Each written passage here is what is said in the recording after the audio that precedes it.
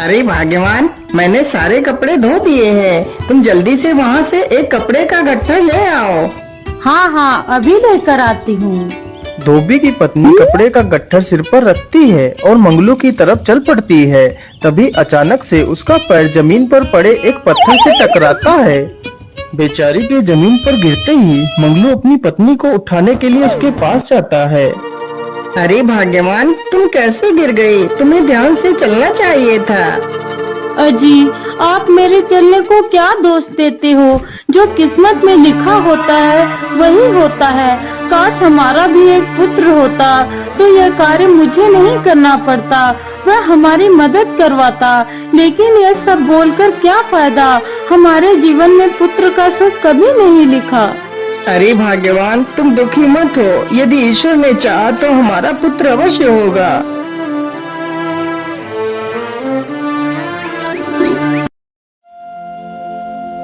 इसी प्रकार कुछ दिन बीत जाते हैं। अरे भाग्यवान, तुम जल्दी से मेरे लिए कुछ खाना पोटली में बांध दो। आज मैं अकेला ही नदी पर कपड़े धोने के लिए जाऊंगा। ठीक है जी, मैं भी आपके लिए खाना लेकर आती हूँ। मंगलू की पत्नी खाने की पोटली लेकर आती है और पोटली मंगलू को दे देती है। मंगलू तुरंत ही खाने की पोटली लेकर चल पड़ता है।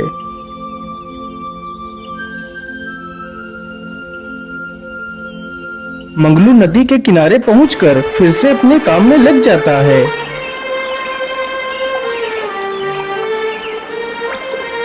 अरे बेटा, मैं 4 दिनों से भूखा हूँ। कृपा कर मुझे कुछ खाने को दे दीजिए। हाँ हाँ बाबा, क्यों नहीं, आप वहीं पर रुकिए, मैं अभी आपके लिए कुछ खाने को लाता हूँ। मंगलू तुरंत ही उस पोटली में से कुछ रोटियां निकालकर उस बूढ़े व्यक्ति को दे देता है।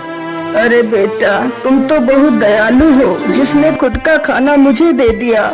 मैं तुमसे बहुत प्रसन्न हूँ। इसलिए बेटा, तुम मुझसे जो भी मांगो वो मैं तुम्हें दे सकता हूँ। मुझे भोलेनाथ का आशीर्वाद है। मैं तुम्हें जो भी आशीर्वाद दूंगा वह कभी विफल नहीं होगा। बाबा, यदि ऐसी बात है तो मुझे आशीर्वाद दीजिए कि मुझे एक पुत्र की प्राप्ति हो जाए।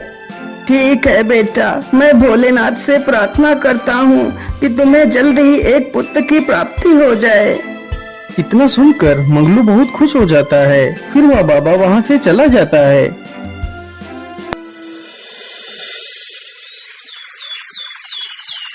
कुछ दिनों में ही मंगलू के घर में एक सुंदर से पुत्र ने जन्म लिया, जिसका नाम मंगलू ने राजकुमार रखा था। राजकुमार धीरे धीरे बड़ा हो जाता है। एक दिन मंगलू की तबीयत ज्यादा खराब हो जाती है। पिताजी, मैंने आपको कितनी बार बोला था कि मुझे भी अपने साथ काम पर ले चला करो, लेकिन आपने मेरी बात नहीं मानी। पिताजी, अब आपको काम करने की कोई आवश्यकता नहीं, अब मैं ही काम करूँगा।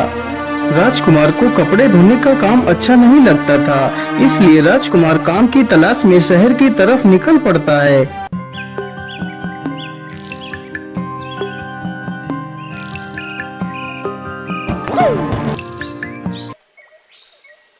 अरे ओ लड़के, रुक जा, कहाँ जा रहा है तू? अरे भाई, मैं काम की तलाश में शहर जा रहा हूँ। अच्छा, तो तू शहर जा रहा है? चल जल्दी से तेरे पास जो भी है वो निकाल कर मुझे दे दे, नहीं तो हम तुझे मार डालेंगे। लेकिन मेरे पास तो कुछ भी नहीं है, मैं तुम्हें क्या दूं? इतना सुनते ही वह दोनों चोर राजकुमार पर टूट पड़ते हैं। राजकुमार भी बहुत बहादुर था, उसने अकेले ही दोनों चोरों को धूल चटा दी। तभी वहाँ पर राजा के सैनिक आ जाते हैं। अरे वाह युवक, तुम तो कितने बहादुर हो। तुमने तो अकेले ही इन दुष्ट चोरों को धूल चटा दी। तुम कौन हो बहादुर इंसान? फिर राजकुमार अपनी पूरी कहानी उन दोनों सैनिकों को सुनाता है। अरे वाह राजकुमार, तुम तो कितने वीर हो। हमारे महाराज को आप जैसे वीरों की आवश्यकता है। चलो हमारे साथ, हम तुम्हें राजा से मिलवाते हैं। राजा तुम्हें जरूर नौकरी पर रख लेंगे।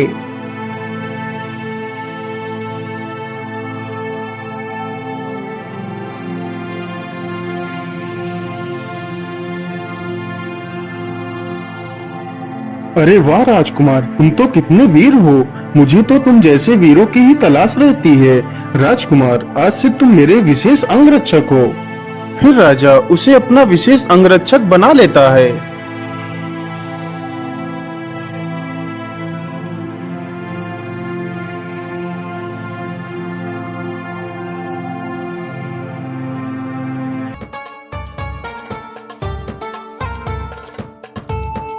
राजकुमार की टकरार राजा की पुत्री चंद्रलेखा से हो जाती है।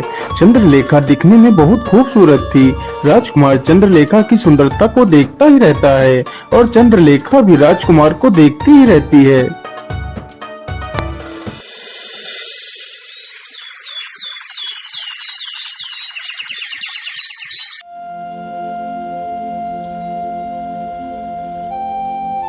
इस प्रकार राजकुमार और चंद्रलेखा दोनों आपस में मिलने लगते हैं।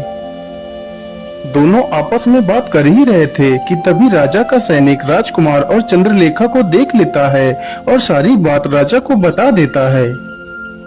सैनिकों, राजकुमार को जल्दी से हमारे सामने पेश किया जाए। लेकिन राजकुमारी जी, महाराज हमारे रिश्ते को कैसे स्वीकार करेंगे? आप एक राजकुमारी हो और मैं आपका नौकर, भला हमारा रिश्ता कैसे हो सकता है? राजकुमार, जल्दी से चलो, तुम्हें महाराज ने बुलाया है। राजकुमार, तूने तो जिस थाली में खाया उसी में छेद किया। मैंने तुझे अपना विशेष अंगरक्षक बनाया और तूने मेरी ही इज्जत को उछाल दिया। लेकिन महाराज, मैं तो राजकुमारी से प्रेम करता हूँ। क्या? प्रेम? और राजकन्या से?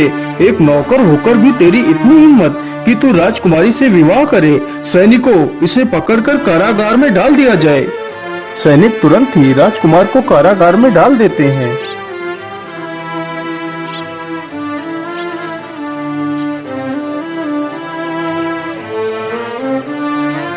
आप लोग चिंता मत करिए, मैं आपको कुछ स्वर्ण मुद्राएं देता हूँ। आप फसल को दोबारा से बोइए। यदि ईश्वर ने चाहा तो फसल इस बार अच्छी होगी। मंत्री जी, 100 स्वर्ण की मुद्राएं लाइए। मंत्री तुरंत ही 100 सोने की मोहरें लेकर आ जाता है। महाराज, अब आप ही इन मुद्राओं को इन गांव वालों को दे दीजिए। राजा जैसे ही सिंहासन से नीचे उतरता है, तभी अचानक से राजा का पैर फिसल जाता है और राजा जमीन पर गिर पड़ता है। सभी लोग जल्दी से राजा को बिस्तर पर लिटाते हैं। अरे महाराज, ये क्या हो गया आपको? हे प्रभु, ये क्या अनर्थ कर दिया? महारानी जी, आप परेशान न होइए, बस थोड़ा सा बुरा वक्त है। यदि ईश्वर ने चाहा तो यह बुरा वक्त भी जल्दी ही कट जाएगा। लेकिन महाराज, आपके इस हालात में रहते हुए हमारे राज्य की देखरेख कैसे हो पाएगी? राज्य सभा को कौन चलाएगा? महारानी जी, आप चिंता न करिए, राजगद्दी को हमारी बड़ी पुत्री चंद्रलेखा संभाल लेगी। लेकिन महाराज, चंद्रलेखा ही क्यों? हमारा पुत्र भी तो राजगद्दी को संभाल सकता है। नहीं महारानी जी, हमारा पुत्र राज्य गद्दी के लायक नहीं है। वह स्वभाव से बहुत ही अहंकारी है, वह राज्य को संभाल नहीं सकता। राजा की ये सारी बातें चंद्रवीर छुपकर सुन रहा था। अच्छा, तो हमारा पिता ही हमारा भला नहीं सोच रहा, राज्य गद्दी पर हमारी बहन को बिठाएगा। मेरे रहते हुए मैं राज्य गद्दी पर किसी को नहीं बैठने दूंगा। उस राज्य गद्दी पर सिर्फ मेरा ही अधिकार है।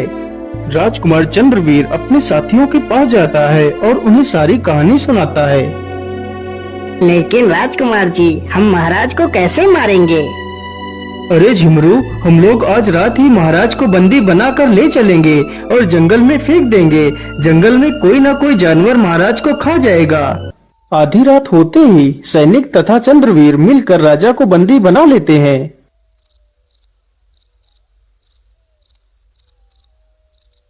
अरे भैया, आप ये क्या कर रहे हैं? पिताजी को कहाँ ले जा रहे हैं? पिताजी को छोड़ दो। अरे तू हट जा, नहीं तो मैं तुझे भी मार डालूंगा। क्या करूं? पिताजी को कैसे बचाऊं? मैं ऐसा करती हूँ, जल्दी से राजकुमार के पास जाती हूँ, वही पिताजी को बचा सकते हैं। इतना सोचकर चंद्रलेखा तुरंत ही राजकुमार के पास जाती है और सारी कहानी राजकुमार को सुना देती है। लेकिन चंद्रलेखा, मैं तो इस कारागार में बंद हूँ, मैं भला क्या ही कर सकता हूँ। राजकुमार जी, आप चिंता ना करिए, मैं अभी जेल का दरवाजा खोल देती हूँ। चंद्रलेखा जल्दी से जाती है और कारागार की चाबी लेकर आ जाती है। फिर वह कारागार का दरवाजा खोल देती है और राजकुमार को बाहर निकाल लेती है। फिर वे दोनों जंगल की तरफ चले जाते हैं। रुक जाओ चंद्रवीर, महाराज को छोड़ दो, नहीं तो मैं तुम्हें जिंदा नहीं छोड़ूंगा। अच्छा, एक नौकर होकर मुझे मारने की धमकी दे रहा है। सैनिकों, इसे यहीं रख दो और इस नौकर को अच्छे से मजा चखाओ। सारे सैनिक राजकुमार पर टूट पड़ते हैं। कुछ ही देर में राजकुमार सारे सैनिकों को धूल चटा देता है। अरे, तूने तो अकेले ही सारे सैनिकों को धूल चटा दी, अब मेरे वार से बच। कुछ ही देर में राजकुमार चंद्रवीर को भी परास्त कर देता है और महाराज को बचा लेता है।